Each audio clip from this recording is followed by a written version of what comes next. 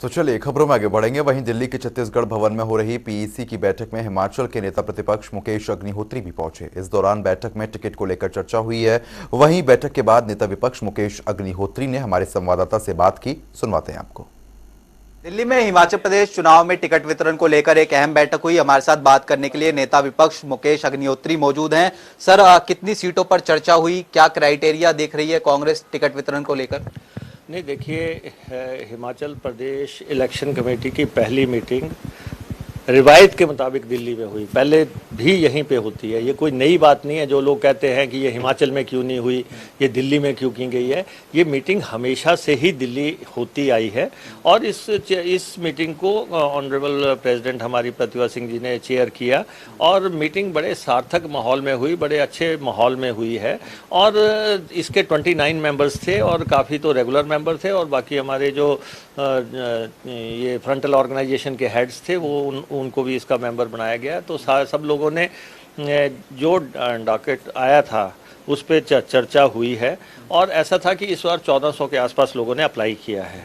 इस बार क्योंकि फ़ीस नहीं लगाई गई थी तो आप समझ सकते हैं कि जब फीस नहीं लगी है तो काफ़ी ऐसे लोग भी अप्लाई कर देते हैं कि जिनको लगता है कि फ़ीस तो है नहीं है तो क्या अप्लाई कर देते हैं। तो इसलिए आज की मीटिंग में सबसे इम्पॉर्टेंट ये था कि गंभीर प्रत्याशियों को जो एक्चुअल पार्टी के लिए जिन्होंने सेवाएं की हैं, पार्टी के लिए काम किया है, जिनकी बैकग्राउंड भी अजय है या जिन्होंने 5 साल पूरा पार्टी के प्रति समर्पण भाव से काम किया है, उन लोगों को जो है शॉर्टलिस्ट किया गया है, विनेबिलिटी देखी गई है। जो राज्य चुनाव समिति को जो अपनी भूमिका थी उन्होंने आज निभा दी है। आज की बैठक में आनंद शर्मा भी मौजूद थे। सर, पिछले दिनों नाराज चल रहे थे पार्टी से। ये देखो, आनंद शर्मा पार्टी के सीनियर लीडर हैं, वो इस कमेटी के मेंबर हैं। वो आए और उन्होंने अपना इनपुट जो दिया जा सकता है उन्होंने बाकायदा अपना इनपुट दिया है और हर सीट पे उन्होंने अपना जो व्यू पॉइंट रखना था, सुझाव रखना था, दिया गया। और ये नहीं है, हर मेंबर ने लगभग अपना ध्यान दिया है। अब सवाल ये है कि कब, क्योंकि ये रिकमेंडेशन अब हमारे जो इंचार्ज हैं उनको जाएंगी। In charge in consultation with screening committee के चेयरपर्सन जो मिस दास मुंशी हैं उनके साथ करेंगे वो, और फिर वो मीटिंग निर्धारित की जाएगी। और काफ़ी टिकटों पे सहमति बनती नज़र आ रही है। एक सर, अंतिम प्रश्न हमेशा ये रहा है कि आप 5 साल सरकार जो है देखने को मिलती हुई नजर आती थी, लेकिन जयराम ठाकुर कह रहे हैं कि इस बार इस परिपाटी को जो है बदलते हुए नजर आएंगे। ऐसा है, जो भी इस कुर्सी पे बैठता है उसको लगता है कुर्सी मेरी है। अब जयराम बैठे हुए हैं तो उनको ये लग रहा है कि मुझे कोई नहीं हटा सकेगा। ये तो 60 दिन के बाद पता लगेगा कि क्या हो रहा है, क्योंकि इस समय जो रिवाज बदलने की बात कर रहे हैं उनको मैं ये बताना चाहता हूँ, हमेशा राज बदलते हैं, हमेशा ताज बदलते हैं, वो तख्त पलटे जाते हैं। ये सरकार बदलनी है, 60-70 दिन के बाद सरकार बदलनी है। निश्चित तौर पे प्रदेश के लोगों ने मन बना रखा है कि हमने सरकार बदलनी है और सरकार बदली जाएगी। हाँ ठीक है, इनको भरोसा है। किस बात पे भरोसा है? प्रदेश में काम तो किया नहीं। परफॉर्मेंस वाइज इनकी जो आंसर शीट है वो तो सारी खाली है 5 साल में। ये सोचते हैं कि दिल्ली से लोग आएंगे, प्रधानमंत्री आएंगे, नड्डा जी आएंगे, वो ऐसा कोई चाबुक चलाएंगे, कोई ऐसा जादू की छड़ी चलाएंगे जिससे कि इनकी नैया पार हो सकेगी। मैं कहता हूँ कोई भी आ जाए, लेकिन जयराम को दोबारा सत्ता नहीं मिलेगी। ये तो थोड़े दिन के बाद जो है वहाँ पे बैठ के ये करेंगे, कोई लौटा दे मुझे मेरे बीते हुए दिन। ये समय जाने वाला समय है। ये हेलीकॉप्टर खूब उड़ लिए, हेलीकॉप्टर बहुत नाटियाँ पड़ गई।